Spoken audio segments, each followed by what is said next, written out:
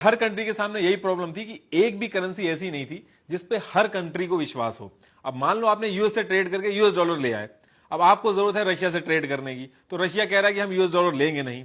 अब इस केस में तो फिर यह हुआ कि यूएस डॉलर सिर्फ यूएस से ही ट्रेड करने में काम आएगा, क्योंकि कोई भी एक करेंसी ऐसी नहीं थी जिसमें सबको विश्वास हो। अब आपके एरिया में जो मेडिकल स्टोर वाला है वो दूसरी करेंसी मांगने लगे, जो ग्रोसरी वाला है वो दूसरी करेंसी मांगने लगे, तो इस तरीके से तो आपको हर करेंसी में कमाना पड़ेगा। लेकिन उस टाइम पे एक चीज अच्छी थी कि हर कंट्री को गोल्ड और सिल्वर पे ट्रस्ट था, लेकिन इतना इतना गोल्ड और सिल्वर को ट्रेड के लिए इधर से उधर ले जाना आसान नहीं था। तो इस चीज का सोल्यूशन निकालने के लिए लाया गया द गोल्ड स्टैंडर्ड। इसमें कंट्री की करेंसी को गोल्ड से अटैच कर दिया गया। तो ये अटैच करने का क्या मतलब हुआ? एक हाइपोथेटिकल सिचुएशन है। मान लो कि इंडिया ने अनाउंस किया कि 1 ग्राम गोल्ड की वैल्यू 20 रुपए है।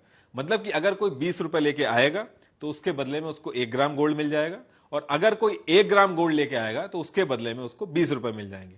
ऐसे ही यूएस ने अनाउंस किया कि 1 ग्राम गोल्ड की वैल्यू $2 रहेगी। इसका मतलब यह हुआ कि $2 1 ग्राम गोल्ड के बराबर है, और 20 रुपए जो है वो 1 ग्राम गोल्ड के बराबर है। तो ऑटोमेटिकली $2 जो है वो बराबर हो गया 20 रुपए के, और अगर हमें $1 की वैल्यू निकालनी हो तो वो हो जाएगी 10 रुपए के बराबर। उसके बाद जब दोनों कंट्रीज ट्रेड करने गई तो उन दोनों को एक दूसरे की करेंसी से कोई दिक्कत नहीं हुई, क्योंकि दोनों कंट्रीज को पता था कि ट्रेड करके जो करेंसी आ रही है उसको कभी भी गोल्ड में कन्वर्ट किया जा सकता है। लेकिन ऐसा भी नहीं होना चाहिए कि हम जो ट्रेड करके करेंसी इकट्ठा कर रहे हैं, पता चले उन करेंसी को जब हम बदलने जाएं गोल्ड में तो उस कंट्री के पास गोल्ड ही ना हो। इसलिए ये रूल बनाया गया कि एक कंट्री उतने ही नोट प्रिंट कर सकती है जितना उसके पास गोल्ड है, ताकि अगर कोई कंट्री करेंसी वापस करके गोल्ड लेना चाहे तो वो पर्टिकुलर कंट्री गोल्ड देने की पोजीशन में हो। और ऐसा करके कंट्रीज ने आपस में ट्रेड स्टार्ट किया। एक्चुअल में गोल्ड से ही ट्रेड हो रहा था, बस करेंसी एक मीडियम था। अब आप कहोगे कि ये जो गोल्ड स्टैंडर्ड वाला सिस्टम था इतना सही था तो इसको हटाया क्यों गया, और हटाया भी गया तो फिर डॉलर को क्यों बेस बनाया गया? देखिए, जब वर्ल्ड वॉर 1 शुरू हुआ तो कंट्रीज को अपना अस्तित्व बचाने के लिए बल्क में हथियार खरीदने पड़े, और इतनी बड़ी क्राइसिस हुई कि सारी कंट्रीज अपने गोल्ड के बेसिस पे जो करेंसीज थी उनसे हथियार खरीदने लगी, और धीरे धीरे गोल्ड यूएस के पास पहुंचने लगा, क्योंकि यूएस मेन एक्सपोर्टर था हथियारों का। ये जो वॉर लड़ने का जुनून था इसने कंट्री बाय कंट्री पैसा और गोल्ड सारा खत्म किया। जब वर्ल्ड वॉर फर्स्ट खत्म हुआ तो कंट्रीज इकोनॉमिक क्राइसिस से गुजर रही थी, और जब गोल्ड ही नहीं है कंट्रीज के पास जो बेस है ट्रेड का, तो ट्रेड होगा कहां से और करेंसीज कहां से प्रिंट होंगी? इस टाइम तक मैक्सिमम गोल्ड यूएस के पास पहुंच चुका था, लेकिन धीरे धीरे फिर भी कंट्रीज अपनी कैपेसिटी में ट्राई कर रही थी अपनी इकोनॉमी को संभालने की। लेकिन तब तक फिर से वर्ल्ड वॉर सेकंड शुरू हो जाता है। यह हिस्ट्री की सबसे एक्सपेंसिव वॉर थी। इस बार कंट्रीज लिटरली कर्जे में डूब चुकी थी, और यूएस ने इस टाइम पे हथियारों का जमकर एक्सपोर्ट किया। यूएस का गोल्ड रिजर्व आसमान छू रहा था। दुनिया का 80% गोल्ड यूएस के पास था, वहीं दूसरी तरफ बाकी कंट्रीज कर्जे में थी। ऐसे केसेस में गोल्ड स्टैंडर्ड यानी कि गोल्ड को करेंसी से अटैच करके जो ट्रेड होता था वो पॉसिबल नहीं हो पा रहा था, क्योंकि कंट्रीज गोल्ड के बिहाफ पे नोट छाप के ट्रेड करती थी, और जब गोल्ड ही नहीं है तो ट्रेड कहां से हो पाएगा, और जब ट्रेड नहीं होगा तो कमाई कैसे होगी एक कंट्री की? इसको लेके कंट्रीज मीटिंग करती है 1944 में, जिसे ब्रेटन वुड कॉन्फ्रेंस कहते हैं। इस मीटिंग में आईएमएफ और आईबीआरडी ये दो ऑर्गेनाइजेशन बनाई जाती हैं। आईबीआरडी का काम था जो कंट्रीज वॉर में खत्म हो गई उनकी मदद करे, उनको रीबिल्ड करे, इकोनॉमी स्टेबल करे। आज की डेट में इसको वर्ल्ड बैंक के नाम से जाना जाता है। और आईएमएफ का पर्पस था कंट्री आपस में ट्रेड कर सकें। आज की डेट में भी अगर कोई कंट्री इकोनॉमिकली फंसती है तो ये दोनों ऑर्गेनाइजेशन सपोर्ट करती हैं। इस मीटिंग में यह डिसाइड हुआ कि बाकी कंट्रीज के पास गोल्ड नहीं है, तो एक काम यह हो सकता है कि कंट्रीज गोल्ड की जगह यूएस डॉलर में ट्रेड करें। अब यूएस डॉलर में ही क्यों, बाकी करेंसी में क्यों नहीं? क्योंकि यूएस एक लौती ऐसी कंट्री थी जिसके पास इतना गोल्ड था कि वो यूएस गोल्ड की वैल्यू के डॉलर बना के ऑल ओवर वर्ल्ड में सर्कुलेट कर सकती है। और सेम डे यूएस ने यह भी अनाउंस किया कि यूएस डॉलर को कोई भी हमारे पास लाके गोल्ड ले सकता है, या फिर गोल्ड लाके यूएस डॉलर ले सकता है। और 1 आउंस गोल्ड की वैल्यू उन्होंने $35 रखी। अब इससे हुआ यह कि हर कंट्री किसी ना किसी रिसोर्स में अच्छी होती है, तो वो यहां पे यह कर सकती है कि यूएस के साथ एक्सपोर्ट करके वो अपने डॉलर के रिजर्व्स बढ़ा सकती है।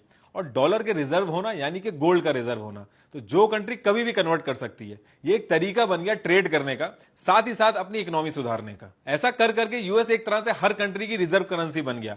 हर कंट्री के पास डॉलर के रिजर्व्स हो गए, और ये एक तरह से ग्लोबल करेंसी की तरह काम करने लगी। अब इसमें हुआ यह कि वियतनाम वॉर स्टार्ट हुई यूएस के साथ, और उसमें यूएस की इकोनॉमी भी डिप करी।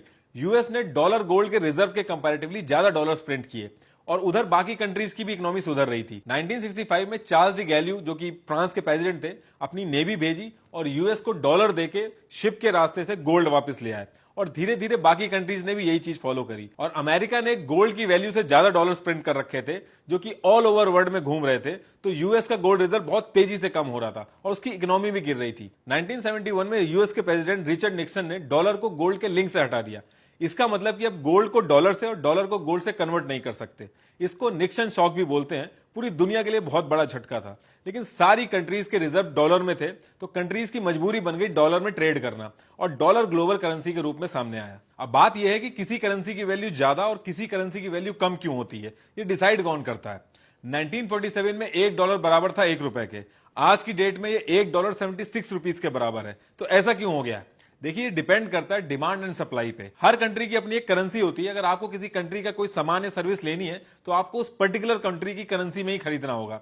जब आप उस कंट्री में विजिट करते हैं तब आप पहले एक्सचेंज से अपनी करेंसी चेंज करवाते हैं, उसके बाद वहां का कुछ खरीद पाते हैं। इनफैक्ट जब आप ऑनलाइन यूएस या यूरोप के प्रोडक्ट खरीदते हैं तो पहले आपको यूएस डॉलर या यूरो खरीदने होते हैं, उसके बदले में अपने इंडियन रुपीज देने होते हैं, जिसे हम एक्सचेंज बोलते हैं, और फिर आप खरीद पाते हैं कोई सामान। ये चीज आपको इसलिए नहीं पता चलती क्योंकि बैकएंड में बैंक आपके लिए ये सब कुछ कर रहा होता है। तो जो कंट्री ज्यादा वैल्यूएबल प्रोडक्ट प्रोड्यूस करती है, जिसकी रिसोर्सेज और सर्विसेज की ज्यादा डिमांड होती है बाकी कंट्रीज में, उस कंट्री की करेंसीज की वैल्यू ज्यादा होती है, क्योंकि बाकी कंट्रीज जरूरत की वजह से अपनी करेंसी देके उस कंट्री की करेंसी खरीदती है।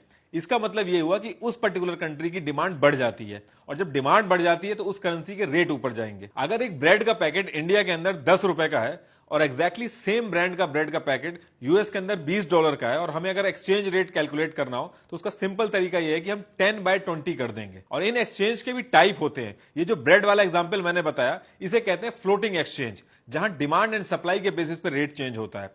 दूसरा होता है फिक्स एक्सचेंज।